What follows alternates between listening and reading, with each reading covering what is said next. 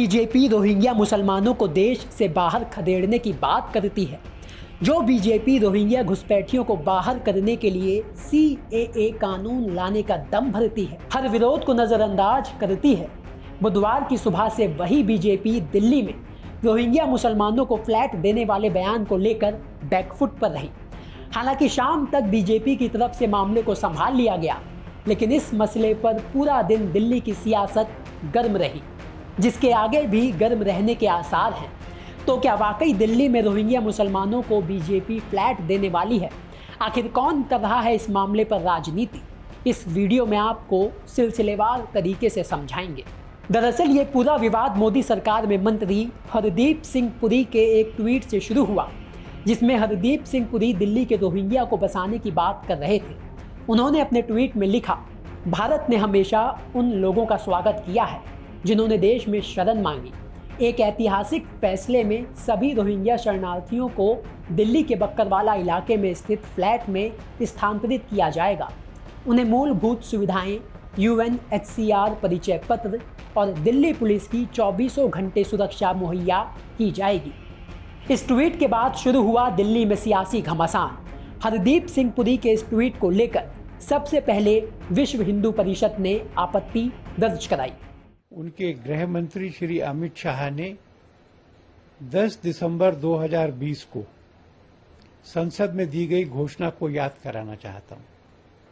उन्होंने घोषणा की थी और देश वालों से वायदा किया था कि रोहिंग्यास को कभी भी स्वीकार नहीं किया जाएगा। सुप्रीम कोर्ट में जब ये मामला चल रहा था और कुछ लोग बात कर रहे थे शरणार्थियों के अधिकारों की, तब भी भारत सरकार ने एफिडेविट दिया और कहा कि रोहिंग्या ये शरणार्थी नहीं है, ये घुसपैठिए हैं, इनको देश से बाहर जाना चाहिए। शरणार्थी हिंदू दुर्दशा में रहें और रोहिंग्या घुसपैठियों को मकान मिले, ये स्थिति स्वीकार्य नहीं है। हम इसका विरोध भी करते हैं और हम सरकार से ये आग्रह भी करते हैं कि वो इन शरणार्थियों को मकान देने के बजाय भारत की सीमाओं से बाहर भेजने की व्यवस्था करें। यहीं से शुरू होता है एक और घमासान, जिसके बाद आनन फानन में गृह मंत्रालय को ट्वीट कर सफाई देनी पड़ी।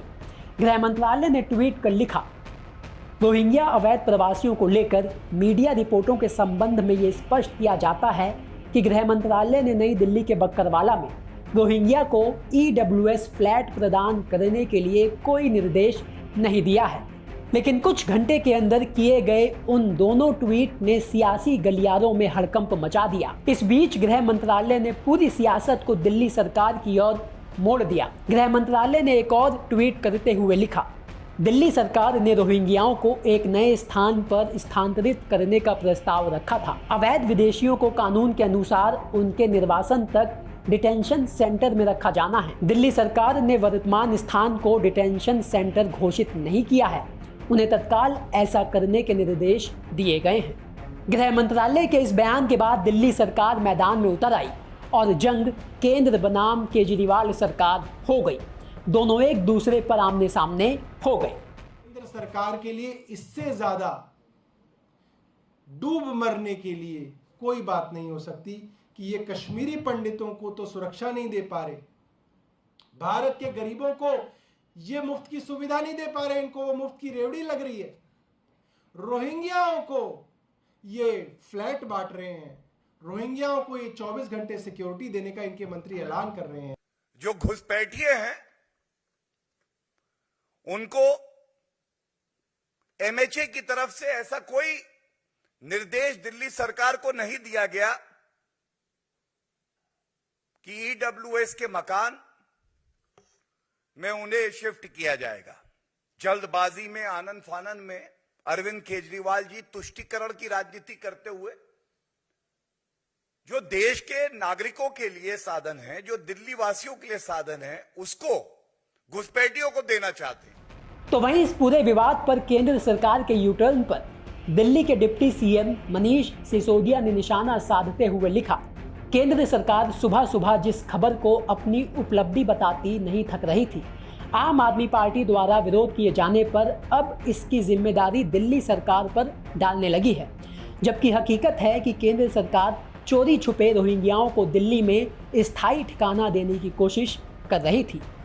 केंद्र सरकार के इशारे पर एलजी के कहने पर ही अफसरों और पुलिस ने निर्णय लिए, जिन्हें बिना मुख्यमंत्री या गृह मंत्री दिल्ली को दिखाए एलजी की मंजूरी के लिए भेजा जा रहा था। दिल्ली सरकार अवैध रूप से रोहिंग्याओं को दिल्ली में बसाने की इस साजिश को कामयाब नहीं होने देगी। इसके अलावा इस मामले में दिल्ली से बीजेपी सांसद गौतम गंभीर ने भी केजरीवाल सरकार पर निशाना साधते हुए ट्विटर पर लिखा, आज दिल्ली के बेशर्म सीएम पूरी तरह बेनकाब हो गए हैं। उन्होंने रोहिंग्याओं के लिए बक्करवाला में फ्लैट मांगते हुए एक पत्र भेजा और अब वही कर रहे हैं जिसके लिए उन्हें जाना जाता है, गटर लेवल पॉलिटिक्स।